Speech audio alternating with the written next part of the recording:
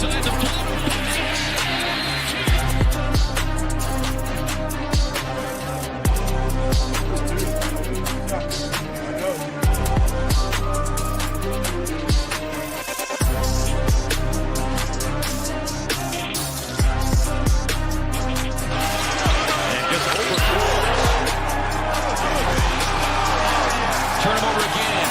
Scoops it up. Booker brings the boom.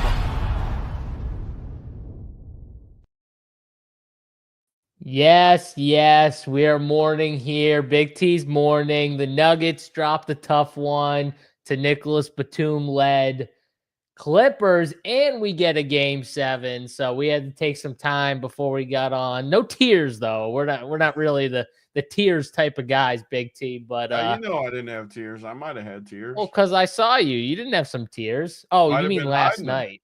Yeah, you mean last night? I mean, you could have had some tears. Did it bring a tear to your eye watching the Nuggets drop one and go to game 7?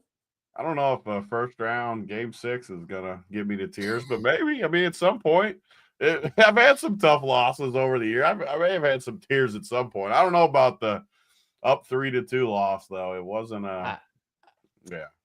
I listen. I'll tell you right now. If I'm gonna have some tears, it's over me like losing massive amounts of money, like swings at DFS. Not about a game 6 going to a game 7, no matter which side I'm on. Even if I was a fan of a team, so I'm honestly like more likely to cry after like a huge win than a huge loss. I don't know. Like I remember when I was like so invested when Cleveland beat Golden State that year, just talking trash and financially. I don't know if I had to be close to tears that night. I was so freaking happy when they won. That year, what was it, 2016? I had so much money. Such a LeBron homer. So much trash. No, it was so much trash talk though for years of trash talk, all built up into one game, game 7, and they won. I was like, yeah. And I was the opposite. I was in mourning. I hated seeing it. I didn't want to see it. Yeah. We are so it's so funny because like like obviously we both invested in hoops and stuff, but we are so opposite in some of our like grown up takes and stuff like that. It's so funny to see that we're just complete opposites. Like I view like alphas and killers as like goats, and you view, the prima donna stat stuffing, guys who played for 22 years but play the right way. Those guys are your goats. Don't go 10 games under 500 in their high 30s. Those are the guys. That's what I'm saying. We're just complete opposites. Like I'm with majority of the NBA players that played with Kobe that are like, yeah, that dude's a fucking killer. Like even though half the team even though their team, none of them liked Kobe. Yeah. Hated him too. That's the funny thing. Like people who played with Jordan and Kobe both hated, hated all his guts. Like Scottie no way. Pippen hated Jordan. But I did see a clip of Scottie Pippen talking about how the one thing that separates him from LeBron is Jordan always would dismiss the GOAT talk. He never wanted to like shit on people that came before him. And he never like wanted that, you know what I mean? Whereas somebody else wants to embrace it and be known as the GOAT. So that was that in Scottie's mind, even though we know Scottie doesn't love MJ, that's what separates MJ in the GOAT conversation is that. I saw a clip of it. It was interesting hearing him say it because I know he doesn't love him. But yeah, Tony, that's the difference right there. And I saw Dante DiVincenzo we never even talked about this, but he took LeBron out. Dante DiVincenzo might need to go play linebacker in the NFL from what I saw because, man, that guy can hit. LeBron just crumbled when Dante hit him. Yeah, I mean, he just flops. And, I mean, you're right. Going full speed, he fell. I mean, it's tiresome listening to you. Like, it's tiresome. That's your GOAT, though. You take that. Because he falls over, like no one cried for calls more than you make Jordan. fun of me because all my guys would shoot 30+ times a game and stuff like that. But all your guys do is just flop.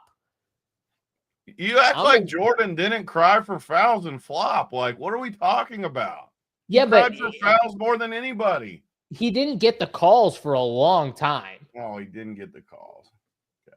Well, I mean, once you became great, dude, once Jordan you become didn't great, get you calls. get calls. Like, that's just the fact. Once you become great, you get the calls. Like, the only guy who didn't get the calls when he became great was Allen fucking Iverson.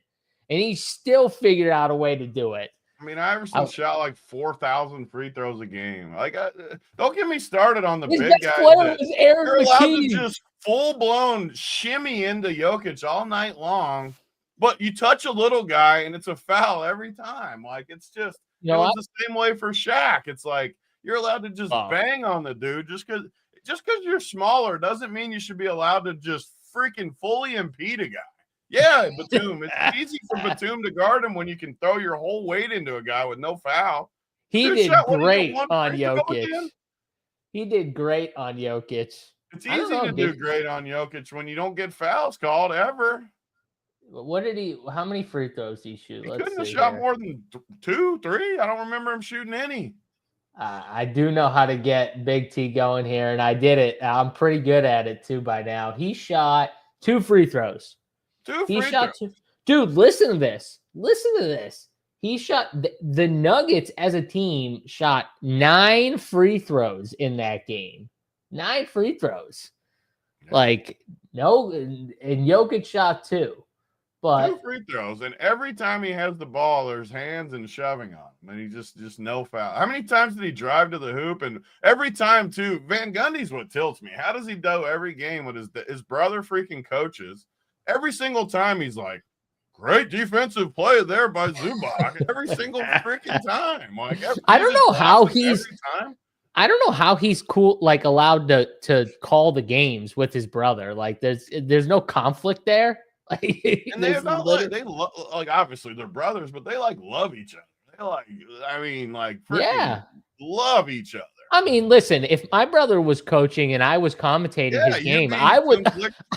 Dude, if you were coaching and I was calling the game, I would be like, wow, that was a great call by the coach. Like, I'd be giving you props too. Like, I'd be throwing it your way when I could. But I mean, I don't blame him for doing it. I blame whoever's in charge of scheduling it. Put him on a different series. That's what I'm saying. Like, how they knew it. It's not like they didn't know it. Like, they knew he was one of the coaches. Like, yeah, it's odd that he's calling the game. But anything else here besides Jokic not getting any? He never gets fouls. And again, another reason why he never gets fouls is because he's one of the few guys who normally doesn't flop. Normally, he actually flopped a couple times in this series, and I was like, whoa, that's very unlike Jokic. But I think it was just like frustration from like it like would build up, and then he'd just do it once, and I'd be like, oh, that's kind of not like him. But I mean, that's his problem, Tony. He's big, he plays basketball the right way, and he doesn't. In general, though, I just don't understand why it's always gets called that way. Like, you'll watch the same play. Like, if you're a guard, like Brunson, use Brunson. I mean, he's a bad example because he gets calls. Use any of these guards that go in. You're not allowed any sort of contact at all. But the bigs, and it's not just Jokic, it's all bigs. You're allowed to just literally just impede them totally, and I just don't get it. Like, why is it called that way? Just because they're bigger and they're smaller? Like, it's still the same call, though.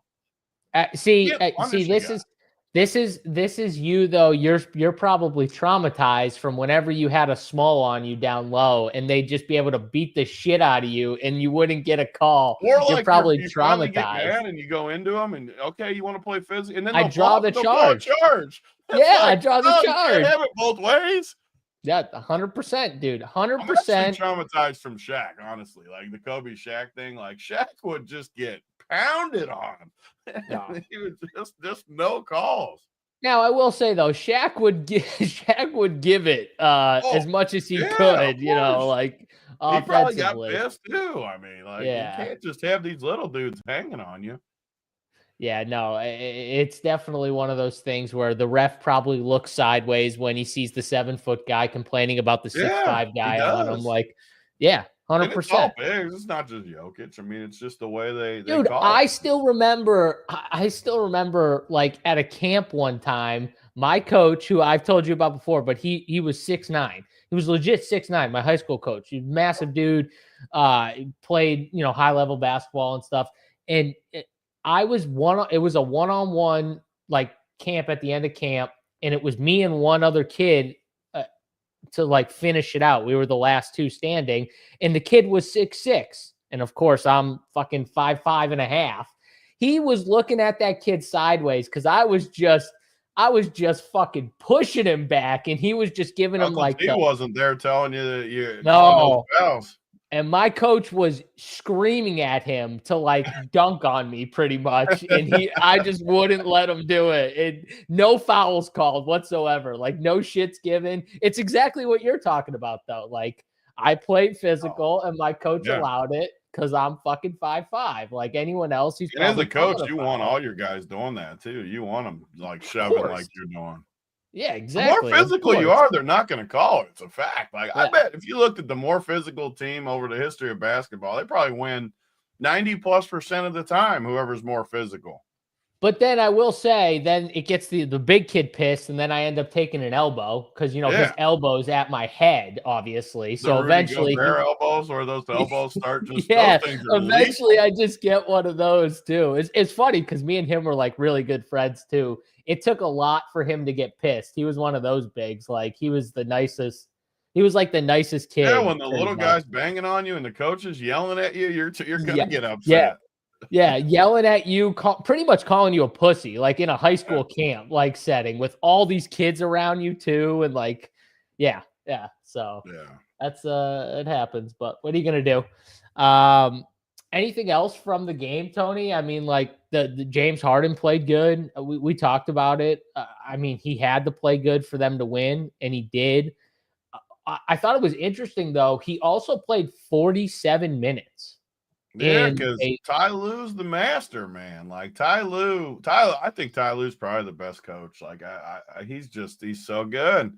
And he makes the quick adjustment on the fly with Chris Dunn. Like he couldn't shoot. We talked about it on the show. The problem, this is what we do sometimes on the show. We talk about it, but we don't take it one extra step where we talked about it, but we didn't go to the next step. Okay, Chris Dunn can't make shots like Westbrook. What does Ty Lue do? Oh, well, he doesn't play Chris Dunn the rest of the game, and he plays Nicholas Batum 34 minutes because Nicholas Batum can space the court and can play defense. And now Chris Dunn, I mean, who knows? Like, how does he go back to him? Batum will probably start game 7. If he doesn't start, he's going to come in quick and he's going to close because I think they found something with him. And I said it, like the games that the Clippers have won, look at those games. Nick Batum's been good in those games, and I don't think that's, a coincidence in my opinion. Also, too, we said it on the show yesterday, but Ben Simmons dead. I said it. I didn't think he was going to DNP though. Dead. Well, I thought he'd play. But they figured it out though. Nick Batum, when Zubac was out, they put Nick on Yoke. Not saying he like stopped him or anything. I'm just saying he stopped him enough. Yeah, he stopped him enough. But I'm just saying, like, that's like putting Ben Simmons on him anyways. Why didn't we take it one step further and like not play Ben Simmons even in Showdown? That's what got me, because like he was 1K in Showdown. If we knew he wasn't going to play, we should have taken it one step further and not played him in Showdown. I don't have my ranks. Super high owned. I don't have my ranks in front of me, but I think I had him ranked like at the bottom, like legit at the bottom of the 20 guys. Might have been like 17 or 18. To not play him, and because he was like he had to be 30 or 40% owned. That's crazy. I mean, I don't know. He was 1K though. Like he was 1K and gonna like DeAndre too was high owned, and he played what 3 minutes. 3 minutes, yeah. But he got above 0, so he outscored all the Ben Simmons teams at 1K. Yeah, I mean, my downfall was just the Chris Dunn. I loved it. And I had a ton of Batum, so Batum wasn't my downfall. It was Chris Dunn, obviously. He just took all his run pretty much. Dude, Jokic is who killed us. Yeah. I mean, Jokic wasn't on any of the winners. So, like, with me, you, and JBC, we were all close to – I don't know my exact percentage, but it had to be close to 100. So, like, immediately you couldn't have the winner because those other three, I mean, you had Harden and Kawhi both right around 50, and you had Jamal at 48. So he was only 4 less than Yoke. I mean, all 4 of them were like the same basically, but Yoke was obviously way more expensive. So he was who killed us. Yeah. Yeah. I mean, that's what happens though when you have the other guys just below Jokic going for almost a similar number. What did Jokic end with? Like 52. 52? The last 2 games, basically. And another thing that killed me. I don't know if it killed you, was Westbrook and Gary Trent. Or not, I called him Gary Trent. What's the Norman Powell. Those two guys nuked, and I was definitely not high on those two. Like, no chance I was high on those two. I didn't have as much Westbrook. I had some Norman Powell just because I kind of like the shooters at home narrative. Like, I kind of like guys like him at home as opposed to on the road. So, like, he was someone that I did get a little more. But, yeah, Westbrook. I forgot about 37 fantasy points. Like, and he played 34 minutes, I think. I mean, MPJ was a minus 24 when he was out there. Like, I'll say it a million times, watching enough. These guys like MPJ have to show up. They have to. I mean, look at their team. I mean, they got 7 dudes, and one of them's Peyton Watson. The Clippers had 7 dudes because they pretty much got rid of Chris Dunn. So that was the thing. The Clippers pretty much played 7 guys. 8. Well, Chris Dunn, once you take Dunn I'm taking out Chris Dunn because, like, he played 10 minutes, and, like, honestly, he didn't start in the second half. Like, he barely played after that. Like, I don't think – did he play in the second half? He did? I don't even know if he played in the second half. That's what I'm saying, though. I'm not even sure he did. Were all 10 of his minutes in the first half? I can't remember. Without looking, I assume he didn't play in the second half, but I don't know. If he played in the second half, it was like 2 or 3 minutes for sure. Because, you know, he got like at least 5 minutes his first run, right? 5-6 minutes. Oh, yeah. Because he missed all those shots early. That's why Ty Lue went to the quick adjustment. And Nick Batum, man, he just, like, he makes the right play. Yeah, he's slow, you know, he's a little older, but he's savvy, bro. He made those blocks. I loved it, Nico.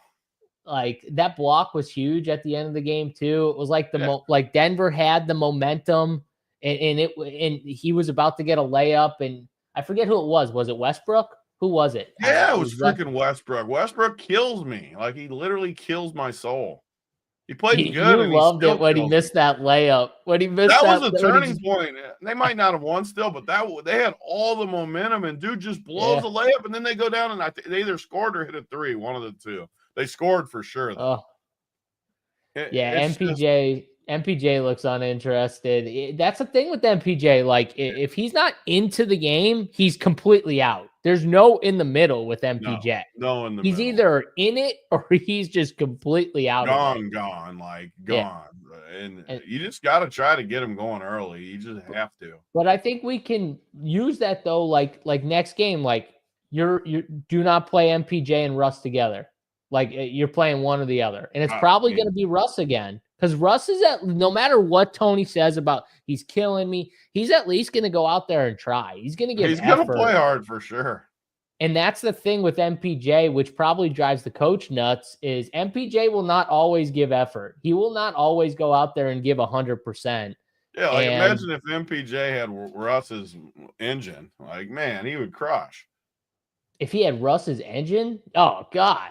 He'd have like 15 boards a game. Because he's a good rebounder. He's a good rebounder, like, for sure. Batum is Trevor Ariza, has always standing in the corner. Yeah, because Batum doesn't need the ball on offense. So it's perfect. Like, he can just stand in the corner. If he's wide open, they'll get him the ball for a 3. And if not, he's cool with just standing there. And then he'll play defense. Like, it's perfect. That's what you want. That's a perfect role player right there. So any team would want a Nick Batum. Oh, I mean, I would love all those guys. That's the thing about these Clippers guys. I like Bogdan too. Like, as far as just his toughness. I know you do. Like his toughness, and I honestly like him because him and Jokic have like that Serbian. I think he's got like a little thing going with Jokic where he's in his head just a tiny bit. Like they're buddies, and he just knows how to like aggravate him a little bit, which I like Bogdanovic. I've made fun of him all year too. Like I thought he had a horrible year. But in this, and I won't like him next series probably that much either. I just like him in this series. He did have a horrible year, like by far, like his worst year, I think. Like it was terrible. He was awful. But like you said, that doesn't mean he can't still have some spot starts where he, like 2 games ago, where he did have a big game. And who knows, maybe, I mean, this was Nick Batum's game. Nick Batum's had 2 good games in this series. Bogdan could come back and be the key. He was pretty good last night too. Like he just missed a few shots, but he played 19 minutes, still had 12. Like I thought he was decent last night. And who knows? Maybe he steals like all of Chris Dunn's run. Maybe Ty Lue goes 7. Easily DNP, like easily. Maybe Ty Lue goes 7 in the next game. It's game 7. Why not? Yeah, I mean, screw it. If Chris Dunn doesn't start, I think he doesn't play unless there's fouls or something. Unless there's fouls. Because listen, James Harden, Ty Lue showed his hand. James Harden's not coming out of that game for very long. Kawhi played 39 minutes. The Harden thing, I definitely didn't think. It just shows you the more desperate team, though. Kawhi and Harden play 47. Jokic and Murray. No, Kawhi played 39. Huh? Kawhi played 39. He did. Kawhi played 39 minutes. Yeah. He's still wrong, man. I'm pretty sure he still had the same minutes. If they play Kawhi 40 something in Game 7, I'll be shocked. But 2, I'll just say this: that will completely kill Chris Dunn. No, it might kill sure Derek Jones. It might kill Derek Jones Jr. He might be the other one that gets killed if he plays. I mean, you think about it though, Tony. If he's going to play in the 40s, it's this game. Yeah, you would think he's got. I mean, the most he's played. He did play. He played 41 in Game 1 and 40 in Game 4. So it's. I mean, I don't know. That might extend him a little bit. Well, and Chris Dunn still had 10 minutes. So I mean, Batum can't play more than 30. Well, I guess he could play 34, but like good. If he starts, if he starts, you can give him another 4 or 5. You gotta think they start Batum. I'll be stunned if they don't start him. I do think they start him, but I kind of hope they don't start him. I kind of hope he stays on the bench because if he starts, he's going to be like 1,000,000,000% owned. I mean, he's still going to be 1,000,000,000. It doesn't matter if he starts. They're not going to fix. They haven't fixed the pricing the whole like series. Like all these guys. That's why this series is fun. I mean, Bogdan's going to be free. Derek Jones is going to be free. Like it's they can't fix. Hopefully, DraftKings, knowing there's only going to be a Game 7 tomorrow, makes Batum like the same price as Brown or something. Like put him way up there. Well, that would make it interesting. I mean, it's not going to be that high. That was a bad example, but like somewhere where it's not just a free. Even in the middle, you know what I mean? Where they put him like in the middle of all those guys below him and Brown. Put people to the test. Don't do the Buddy Hield thing where tonight again he's free and like don't just give us the free plays. I think though, if Kawhi does play more, it's going to kill Derek, which is going to make Derek Jones a worse play in Showdown. And people are still going to play him. He had 19, and he missed like 6 wide open shots. It felt wide open shots. And he still had. He could have been the Batum if he made a few of those. Yeah, well, yeah. I think I'm going to do is probably just pick like 2 of Bogdan, Nick Batum, Derek Jones. Like one of them's going to get hurt because they're going to play Harden.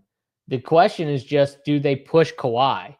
If you're going to push Kawhi, it's this game where you push him. Like. Yeah. I think they push him.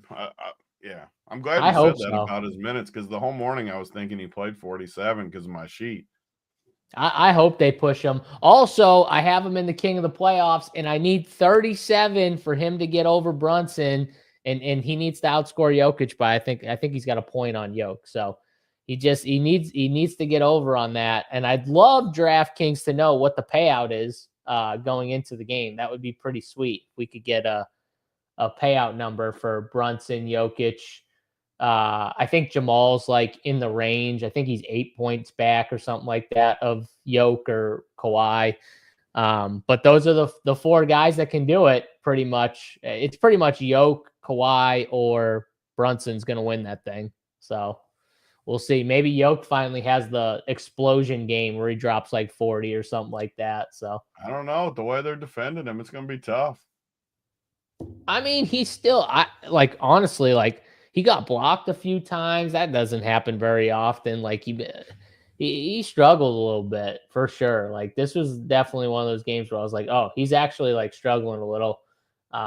It's always the same thing. It's this when he struggles. For one, they had like a 4-trip series in the second half where he didn't touch the ball, and like Jamal forced a long one. I don't remember all the situations, but literally 4 straight trips without touching, and they didn't score any of them. Like he's got to touch the ball every trip. Curry was pretty behind being there, but again, I guess game 6. So if he, I guess you're right. Curry could still. If it does go 7, you're right. That's true. So I won't say it's for sure a lock, but yeah, that's a good point. I don't know where he is though. Curry's had some pretty low scoring games too, hasn't he? In his series, I mean, he definitely has. I mean, he couldn't have scored many last game. They got torched. Yeah, what did he score? Well, I know he came on a little. He made some shots like in that third quarter, but. And in, like at the end of the second, but I wonder what he had. He can't. He's got to be pretty far back, even though it is still game 6. But let's see what he dropped here. Curry had 13 last game, and then I'm pretty sure he's had a couple bad games in this series. I could be totally off though. 17 in game. Yeah, he's had 13 and 17 the last 2 games. He's got to be pretty far behind. So he's going to need to just absolutely nuke, but we'll see. It could be interesting. Detroit, Tony, Jalen Brunson. Is it just a thing when Jalen Brunson gets the ball at the end of a game, he's probably going to knock down a shot to win the fucking game? I mean, that move was nasty too. Dude, he left them in the legit dust. Like, I mean, That's got to be the best feeling in all of basketball. On the road, game on the line, the best defender on the other team guarding you, one-on-one, and you just absolutely baptize him and hit a shot. Especially when, like, 2 drives in a row, Osser had him clamped. Like a 24-second violation, which was ridiculous. And the other one where he just made it, like, super tough. I don't know if he hit it out of his hands. I can't remember, but, like, he made it super tough on him, and he missed the shot. Like, man, and then you come back and you just leave him that far in the dust and then just wet, of course. You got to make it after you leave him like that. You can't miss it after you leave him like that. Dude, you know how many like highlights where a guy makes a sick move, drops the dude, but he misses the shot, and you're like, it makes it not even good. Get out of here, Matty Ice. Get out of here. You're trying to tilt me. Push off. That was the skates. He put that dude on skates. I will say, even if there was a slight shove, it was savvy. And he had him no matter what. Even because, like, think about it, Tony. He doesn't need that much space to shoot, anyways. Like, he left that dude. That dude was borderline about to fall. Man, he was just he's just that been was the so Jordan. good at the end of the Jordan's the one that pushed off on that same move with freaking Russell on him. That was a real push off. For sure. But it was the same type of move. Like, God, the Pistons, he is right about that. At the end of the games, though, they're not going to call shit like that. No. So it's smart anyways. Chance. They're not calling stuff like that. You would have to literally get your hand and just shove them with that hand for them to ever call it. Like full shove, too. Like literally like full extension. Yeah, exactly. Fully extend. Just like they're not going to call the hand check. They're not going to call it both ways at the end. You're going to have to earn it. No way. Exactly. That game was ridiculous. How did they freaking choke again? And I had the Knicks yesterday. I got lucky again. They were up 7 with like not that much time left. Yeah, the Pistons. Honestly, too, watching it, I knew what was going to happen. I knew, like, even when they were up 4, and I think there was like 2 minutes left or something like that. And I forget if they had the ball or if I think that was one of the drives where Brunson got stopped or something. And I was like, they're going to find a way to fuck this game up. I know. And then they miss. The Knicks come down, hit a 3. And I was just like, here we go again. Like, it's going to happen again. And then it happened again. So that's just the way it goes sometimes. But I will say, the Knicks, they put up a fight I do not think many people thought they were going to get. Knicks definitely got a tough series out of the Pistons. The Pistons pushed them. Those were all really good games. I know you didn't love watching some of the games, Tony, every game was close, though. I liked watching the end of them. It was fun. I did not think the level of basketball was very good, but I thought they were entertaining. I mean, it was the Knicks and Pistons. I know. Why? Like, they used to have 2 teams. Like, it's legit. And Beasley couldn't catch the pass. Like, God. This was the same thing that happened to Gary Trent. They played insane. Like, Beasley played so good, and then they just good. I don't know if the moment gets to them or what, but it's just like, like it just kills them. I mean, you got to think a lot of those guys have never really been in that situation before. Like, yeah. But man, Malik Beasley's like one of your vets. Like he's been around a little bit. I don't know how many playoff series he's like been in that have actually been like super tight, but that he's like played a huge role in too. Like he was a major piece to that game, and it's just nothing. So yeah, Cade should have been the alpha and taken the shot. I mean, maybe Beasley got a wide open look. He couldn't catch the ball. Like I don't know, but you gotta have some help. Like it's tough. You gotta have some help. He's got to catch it if he's wide open and shoot it. Either way, though, Cade was definitely in that series. At least he was not the number one guy. It was Brunson. In every single game, at the end of the game, almost every single game, Brunson would remind you that he was the best player. Like that was the annoying part. I mean, there's not many guys in basketball that are more clutch than Brunson. I mean, like he won Clutch Player of the Year, but like I'm just saying in general, like. 1-on-1 at the end of the game. I mean, you would like Ant at the end of games, but there's not many guys that you would like. I mean, Brunson's a beast at the end. Yeah, I mean, if you didn't think he won Clutch Player of the Year after watching the series, you were like, yeah, no, he was the right pick. Like that was the perfect fitting too. Like Clutch Player of the Year hits the shot. Like it's, I mean, I don't know. I was annoyed by Brunson the whole series, but I still respect because he is undersized too. He's just so good. Like I get annoyed that he draws fouls, but he is really, really good. He's a gamer right there. He is a gamer. He definitely in the big moments. He never runs away from the big moments too, which I respect. I just don't. I'm like you. I don't love the way he just forces calls down the ref's throat, like forces them. Like this dude gets friggin' shot half the times he gets fouled. He's like someone knocked his head back. A blocker for sure. Part of it is he's just undersized and not like what he does with his body is insane. He's undersized and not even that athletic. Why do you think though? Eventually, injuries like catch up to him. He keeps getting like he's gonna fall off a cliff. Like you got to enjoy it while it's happening. Yeah, exactly. Well, we'll get Boston and the Celtics in the next series, and we got Redmond's right. Like he's got the best footwork probably in basketball. Yeah. Well, outside of some bigs have good footwork, but like his footwork, as a guard. As a guard, he has by far the best footwork of any guard in the NBA. Just when you watch it, like it's so good because he's undersized and he still finds a way to get any shot pretty much he wants. Like always off 2 feet. Know it. Always. But teams know it too. Like they know his spots and he still gets to his spots every time he wants to. It's just the craziest shit ever. Like he always gets to his spot.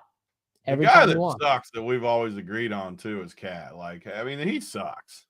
He stinks. I mean, he got fouled out and they still found a way to win that game. Like stinks. He is so soft.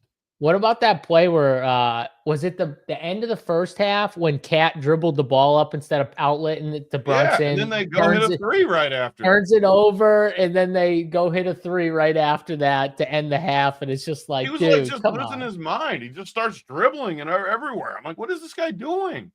Yeah, no, exactly. It's just It's fun. He had a terrible series too. Like he was non-existent in some of those He games. started Like, good. Like, look at he had 58 and then 49 in game 3. In the other games, he was terrible.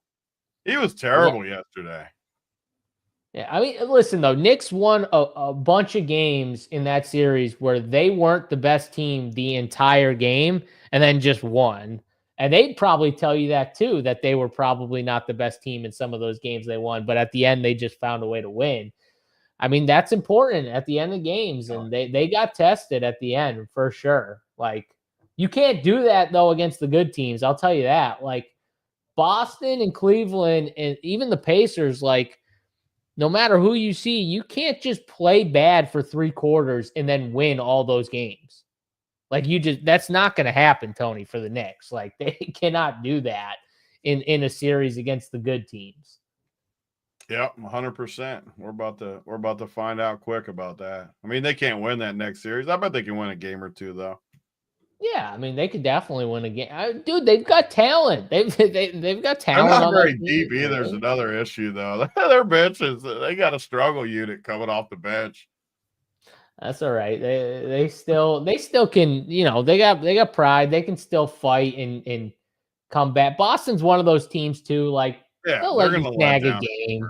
They'll let you snag it could be like game 1. I can see Boston losing game 1. Knicks come in. But I'll tell you right now, if the Knicks play like they did in this series, Boston could easily sweep that. Like it could easily look so easy if they play like that. I just think the Knicks are they'll play up against Boston. Like the Pistons, I think they came in early and they were like, we're going to roll this fucking team. And it didn't roll as easily as they probably thought it would roll, but they got it done. So that's the way it happened. But Knicks free rolling now, weirdly think matchups better against Boston. I don't think the matchups better. I think I think playing against the defending champs though, it's gonna like push them a little bit more. They know they can't come in and be just flat because they'll get rolled. Like Boston will roll teams that come in flat. Like they'll put it on you real fast. So I think it's not about the matchup. I think it's more just playing up. The Knicks are gonna play up. So we'll see, but should be a fun one. We got the Golden State Houston game tonight, game 6 in Golden State. Obviously Houston coming off the big win. Another team though, like the Houston and Golden State, like Golden State came in that first half, Tony, they were super flat. They just had nothing, especially that first quarter. It was really ugly offensively. And Houston the worst came game out I've seen all playoffs. Like they should have just stayed. Just forfeit and stay home, rest up. Or just not start your starters. Like literally just start all those bench guys and let them play. Like a rest game, exactly. Yeah, just come in like it's in a February game. Just literally just play those guys.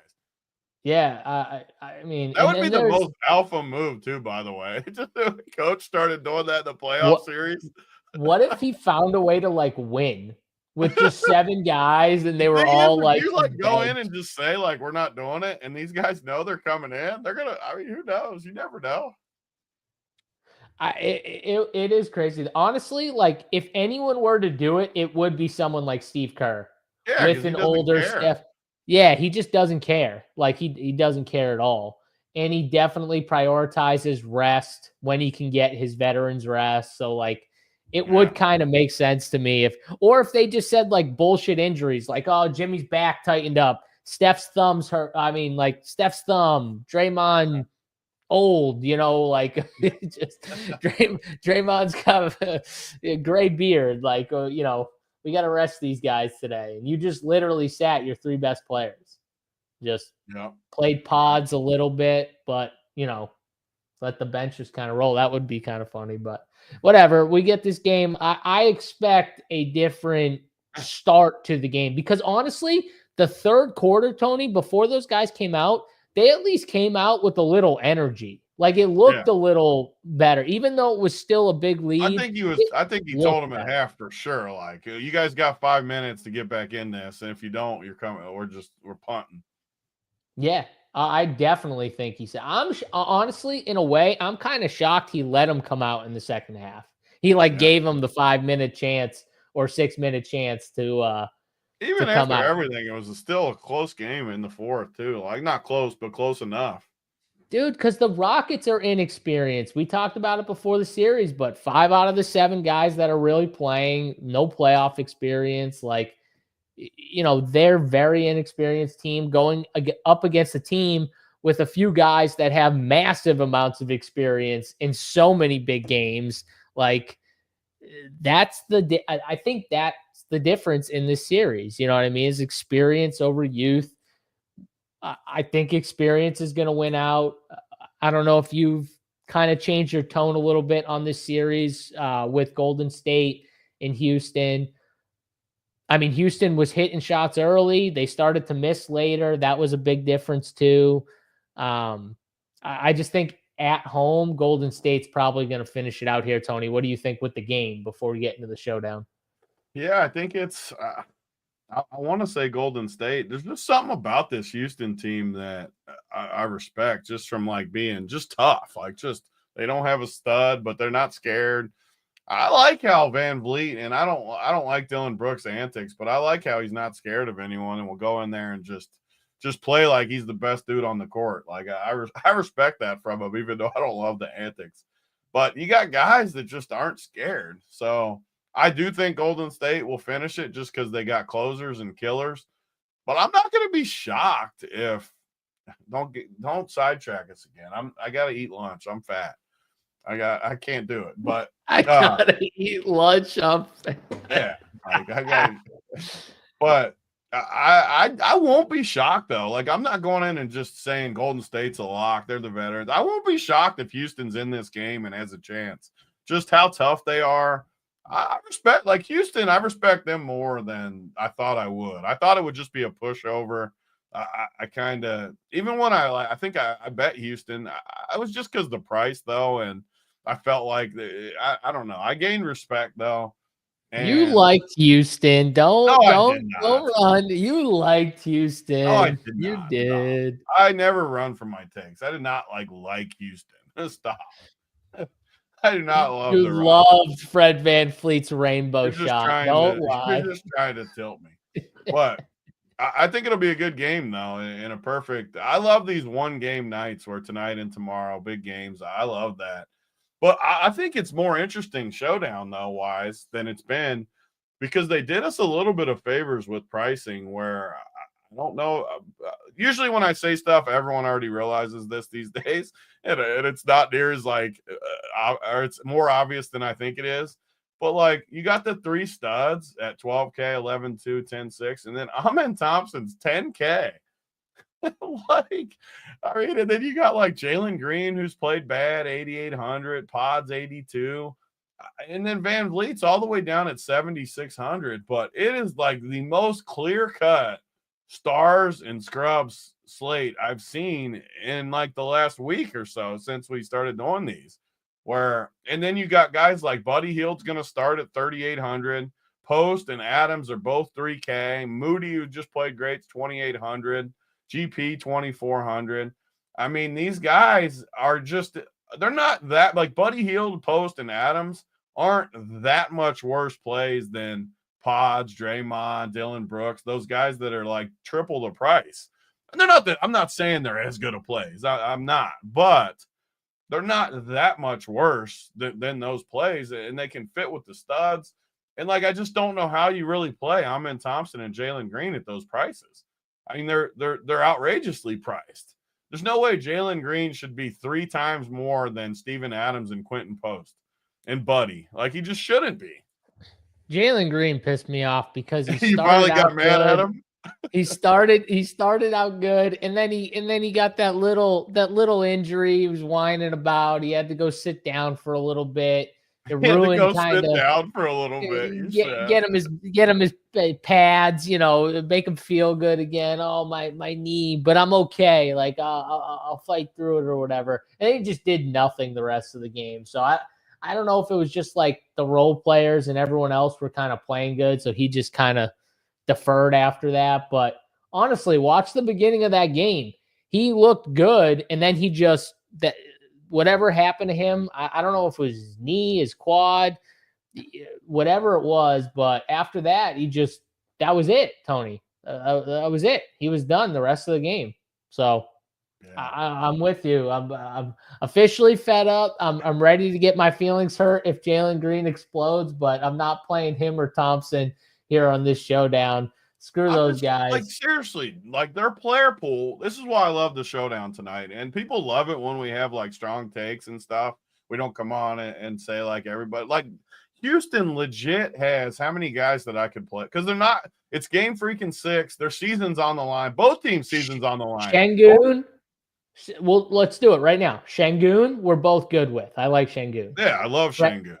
Fred VanVleet's price tag, I think, just pushes him in play, and the minutes just pushes him. He's like the best play by price. He's going to play. Dylan Brooks, even though we both hate him, yeah, he's going to play. He's a great player.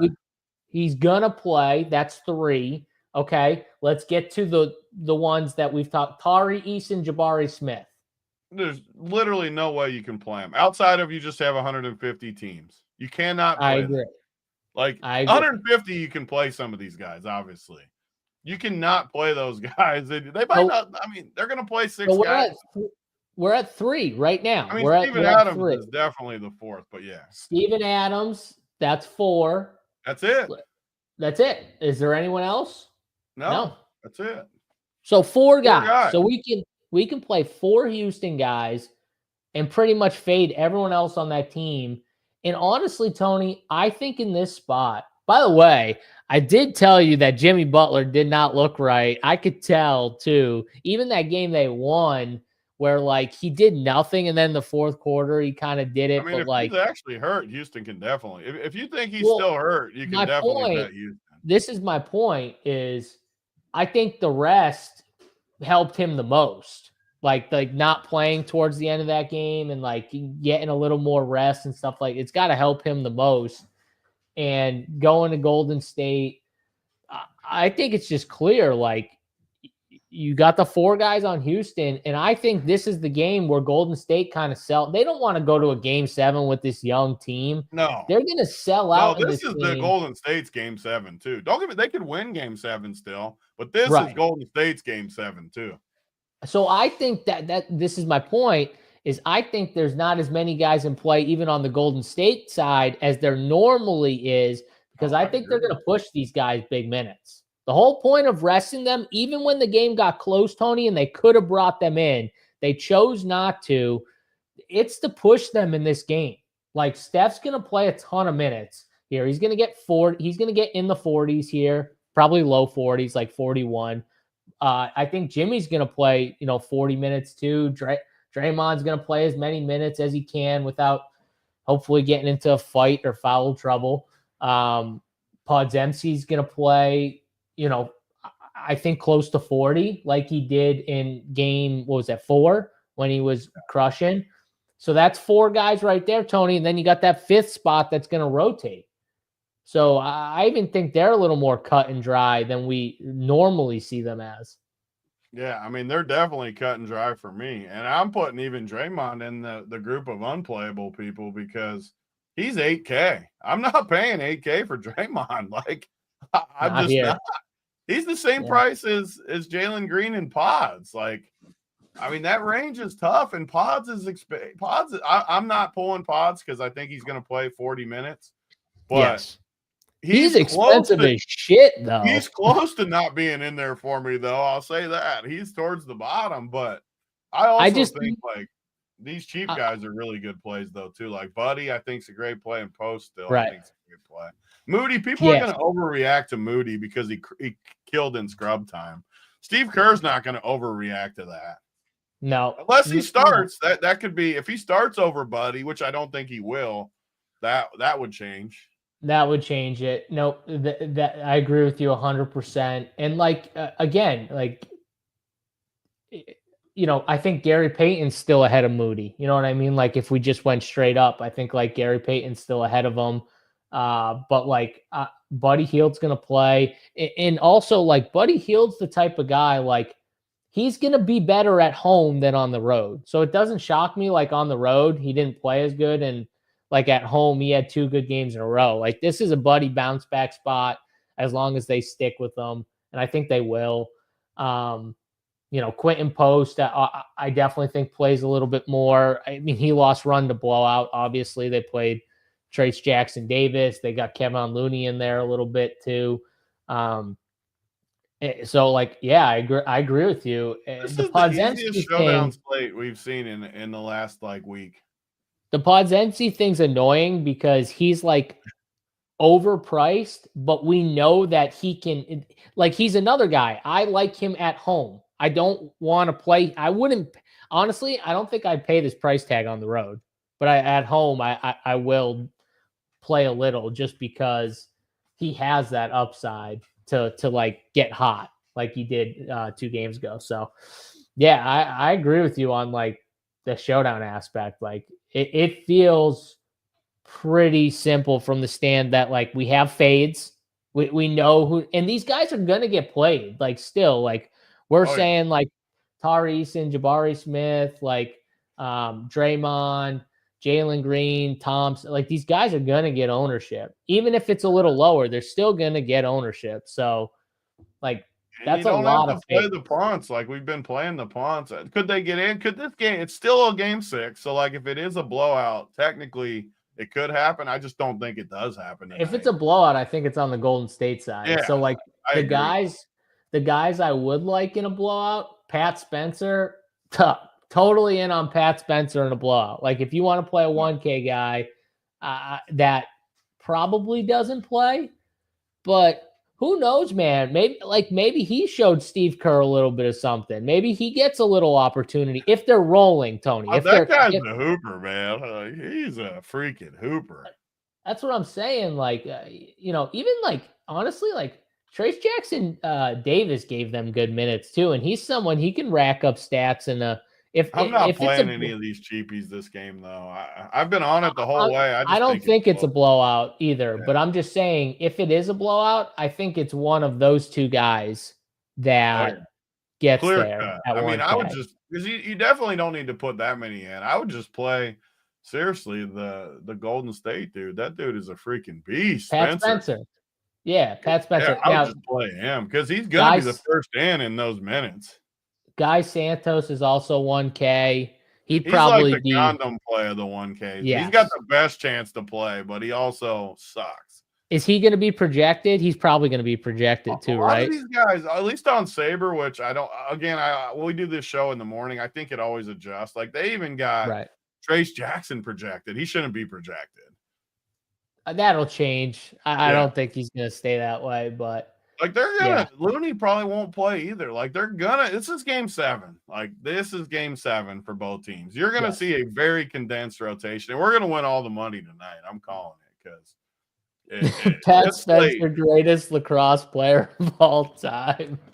He kind of does strike me as a lacrosse player. I think he is. He was a lacrosse player. Was he? Yeah. No way. He played lacrosse and hoops. That's kind of an interesting. That's kind of an interesting. He was a highly decorated lacrosse player at Loyola University, multiple accolades. I'll just say this: I knew a lot of lacrosse players. I worked with them.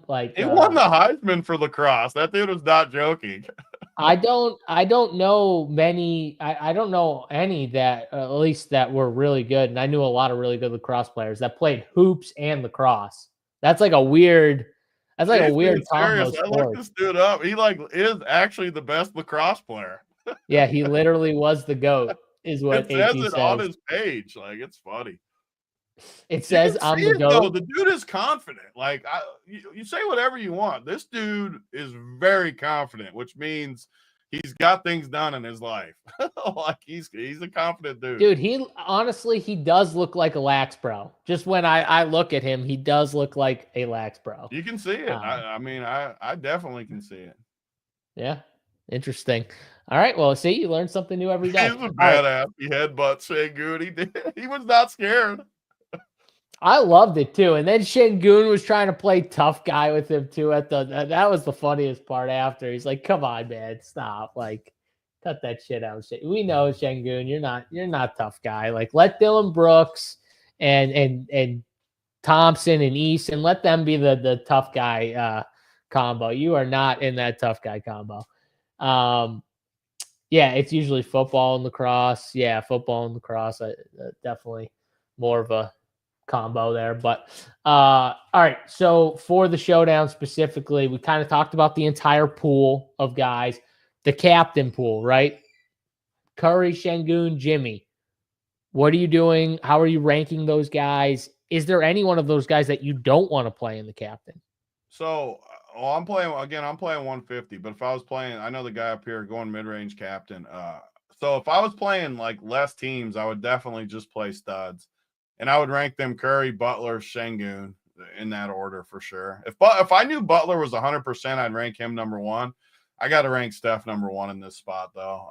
I like all three though. I honestly don't have a ton of separation between the three. But I will say with Fred VanVleet's price at 7,600, I don't think he's as good of like a captain play. But for the first time, I'm going to play like 5% Steven Adams captain, 5% post captain, and 5% Buddy Hield captain because of what it gets me. It gets me all three studs and VanVleet, which I think is a pretty big value on this slate because the three studs are going to play 40. VanVleet's going to play 40, and I think they're all going to play very good.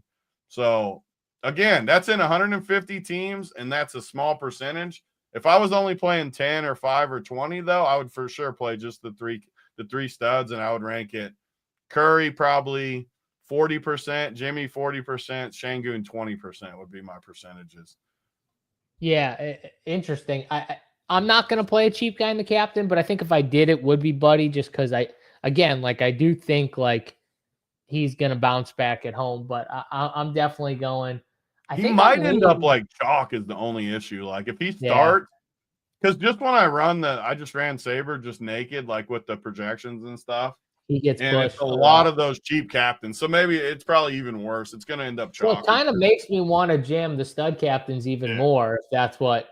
Definitely. And I think I want to be more Steph, Jimmy. And honestly, I think it's a Jimmy game. Like no one gets up. Well, Jimmy and Steph, like both these guys get up for these type of big spots. So I do think one of them crushes at least. And like Tony said, and I've said for a couple of days now, like maybe Jimmy isn't fully healthy. Like I could even tell that game they won in game 4, like when Jimmy was playing, even though he made some good play, I could tell just by the way he was moving, like he was not 100%. Like he's definitely tough though. He's gritty. He's going to play. He's not one of those guys that's going to complain either. Right, Tony? So like, it's going to be, you're not going to know, like you're not going to know really what he is.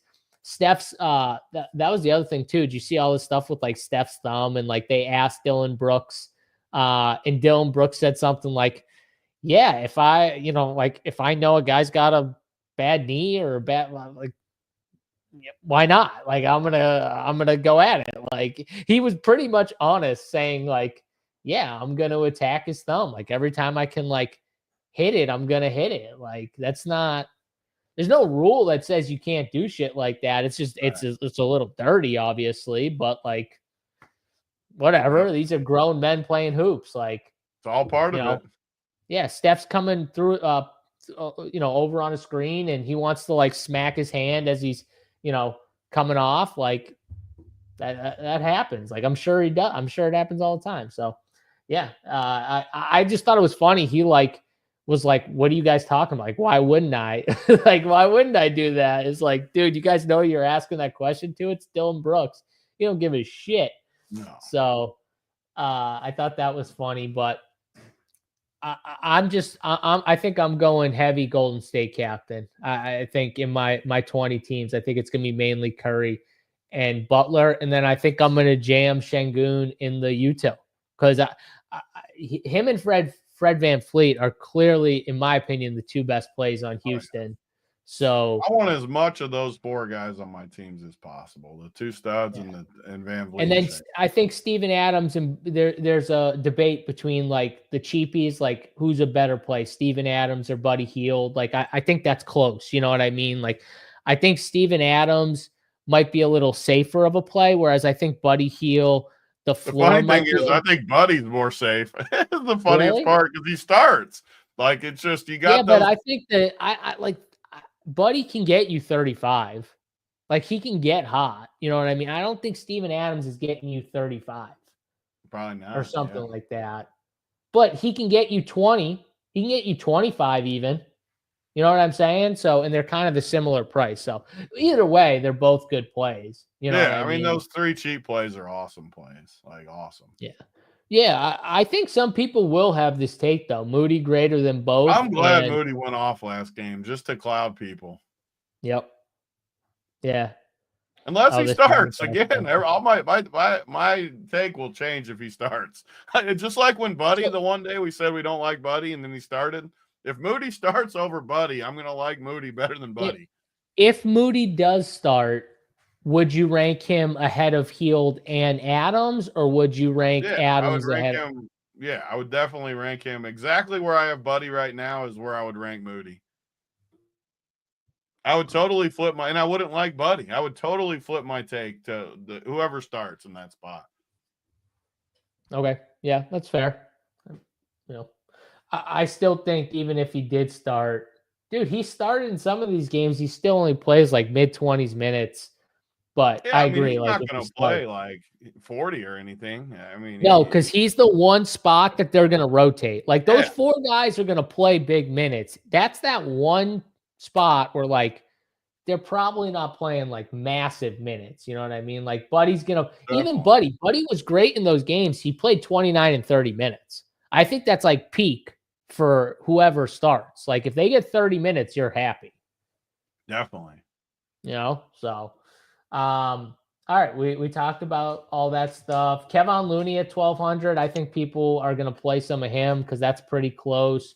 Yeah. Did you touch on Kevon Looney? I think he might not even play, depending on how the game goes. Not play. I think you leave him in your player pool, but like, I don't want much of him for sure. I don't want much of him. I rather. I'm definitely going to play some just because he has a foul trouble out and he's free. So like, you always got to leave at least 1 or 2 1Ks in there. You just have to with the way it's set. But I'm going to project him literally for like a point, and then like you're going to project Adams and those other cheapies for way more. So you're not going to get that much anyways. But you at least need some. Yeah, I think for now, I obviously want one of Steph or Butler. I want one of Şengün, at least one of Şengün or Fred VanVleet. And then for now, at least one of Steven Adams or Buddy Hield. Those are like the first 3, like, in my head, rules for my team that I pretty much want on all my teams. Like, at least one of each of those guys at each one of those ranges, and then just build from there. I think I'll naturally get it, though, Tony, just because of the way I'm going to, like, fade some of these guys and stuff like that. It's just going to force more of these others. But I definitely want to make sure I get that on most of my teams. So I think we got a good path. We're pretty aligned, too, with the path. Feel good about it, too. I feel pretty good about it. We're going to win tonight for sure. This slate is very, very good for us. Very good. Okay. Don't blow out. The blowout's how we lose it all. Just don't blow out one way. Yeah, no blowout. Did you say your top captain was Steph? Steph, for sure. Yeah. Okay. Definitely. I'm going to go Jimmy. The price difference. I'm going to go Jimmy as my top captain, though, because I was playing with this a lot while you were talking.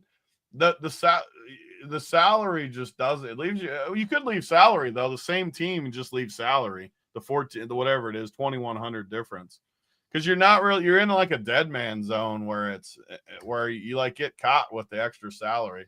But honestly, that could win you the slate. Like, open up your min salary a little more on this slate and jam those 3 studs, and maybe you end up with a unique because of that. Yeah. If you think Jimmy outscores Steph, like just flat out outscores him.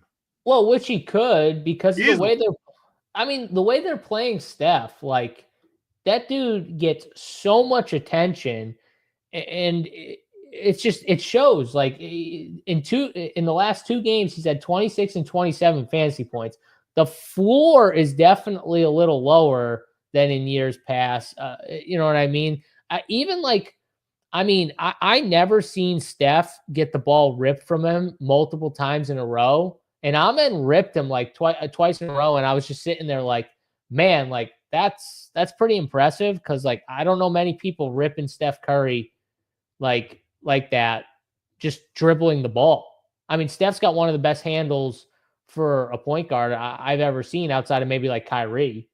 That dude's got the ball on a string, and Amen was just out there. So I do think like for him, it's not as like cut and dry. Even like 42, 45, that might not get it done, Tony. Yeah. No, I agree. You know, in the captain. And I think, honestly, I think like what you need is the outlier game with Steph. You need that 55, 65 like you did in game 3. Like that's what you're hoping for if you play Steph in the captain. Whereas I think Jimmy's got a better shot of giving you like 44, 45. Yep. And that being the winner. Even Şengün might have a better shot at giving you like just 44, 45, you know, but that's why I'm going to go Jimmy over him. Kevin said, you guys fire on the new format. Honestly, I haven't, but I did notice they went the MVP 1.5x route for their showdown, and they added a spot for the util. So now there's no like star pro. I don't know. Did you see that, Big T? I don't even know what FanDuel is. Yeah. It's kind of how I feel too, but I looked it up just now, so I kind of cheated. But yeah, no, I haven't fired on it yet. Honestly, I think DraftKings, their showdown is just better, so I prefer it on DraftKings. It is 100K to first though. How much is it? But the prize pool's only like DraftKings. The prize pool's 400K. Their prize pool's like 222K. What's the entry though? 15. Oh, I might check it out tonight. Yeah. Like that. Yep. So we'll see. Just looking over there, I mean, Jimmy's a little closer to Steph. Şengün's the cheapest. It's going to be the same format. Yeah, it's going to be the same thing. The guys we don't like are still somewhat expensive. Yeah, it's going to be the same for sure. Yeah. Pods is a little cheaper. Like on that site, Pods is below Fred VanVleet in Draymond, whereas I think on DraftKings he's ahead of those guys. So maybe that's a little different. But like Dylan Brooks is like criminally underpriced over 8,400 if you're just looking over there. Like, or I'm sorry, 5,600. I was looking at the MVP. 5,600. He's like right next to Buddy. Buddy's 5. Yeah. So I love him then. Yeah. Those are like the main differences I'm kind of seeing. Steven Adams at 4K is a great play, just because he's 1,000 cheaper than Buddy Hield. Also over there, Tony, though, Tari Eason and Jabari Smith are closer to Steven Adams' price. I mean, so they should be. Yeah. So that's like where they should be. So they'll probably get played even a little more on FanDuel. So if you do have the take like that, you still don't like those guys, that'll be probably different on FanDuel a little bit. I'm not going to like them either way, but yeah. I'm just saying, because I think they'll get more ownership over there. They're similar on DraftKings too, though. Like Jabari's only 400 more. Oh, they're not that close to Steven Adams, are they? 1,200 difference. Yeah, they're like 400 difference over there. Yeah, whatever. Either way, I'm fading Steph. I have Şengün at captain. I just have this feeling like if someone, kind of like we said last time, like if someone's going to get blown out, it's going to be Golden State. Like if someone does get blown out, I think it's the Golden State side that's doing the blowing out. Yeah. Not to say it is a blowout for sure. I'm just saying, like, if there is, I think it's on that side. Like Golden State played as bad as you can kind of play in that first half. Like they played really, really bad. They're going to play. It's going to be close probably. Yeah. So, all right. That's going to do it for us. A nice little 1-game slate, showdown slate over on DraftKings. Check them out. Also too, they added the DK Sportsbook added the King of the Diamond, I think for baseball, I think it's called. So check that promo out. You got to bet at least 2 home runs, props, and parlay them, but you're looking for a guy to hit a bomb and for that guy's team to be the highest scoring team of the slate, of all the games on the slate. So, if you do, you'll win a share of $1 million. I don't think there is a minimum bet either, so you can put whatever you want on it. You just, a minimum, you have to do 2 home run parlays, 2 bets. You can do up to 5 guys, though, if you want. So check that out over on DraftKings. Pretty cool if you're playing baseball, if you're betting baseball. Nice little fun little sweat to add on, and you don't got to put a ton of money on it. You can put $1 on it if you want, Tony. You can do a five-way home run prop. It gives you a 33% boost on top of it, and try and win a decent amount off of a few bucks or something like that. So fun little thing over on DraftKings Sportsbook that they're doing. Shout out DK Sportsbook. I love the king of the playoffs. I hope they do it for round 2. I hope they continue all these things because I enjoy them. I think they're fun little strategy things for the sports books. Definitely, 100%. I love them too. All right, we'll have all our Showdown player pool exposures up on the NBA Slate Builder for any Run Pure Sports members. If you're not a Run Pure Sports member, join us over at Run Pure Sports. Get in RPS15. That promo code gets you 15% off your first month or week. All the sports you want. Baseball. We got MMA coming up. It is Friday, so we got the card tomorrow. Not the greatest card, but still a card. Still, we can win some money on it, and that's all you want. We'll have a show, I think, 2 p.m. tomorrow for MMA. So if you're interested in the MMA, check us out tomorrow, 2 p.m. Eastern time. The baseball show today will be at 5 Eastern time on this channel. So check those guys out. I think that's Stats and Boynton on the baseball show. So enjoy that and enjoy the hoops tonight for Big T and myself, JSU. We'll see you guys on Monday. Till then, we're out of here. Peace.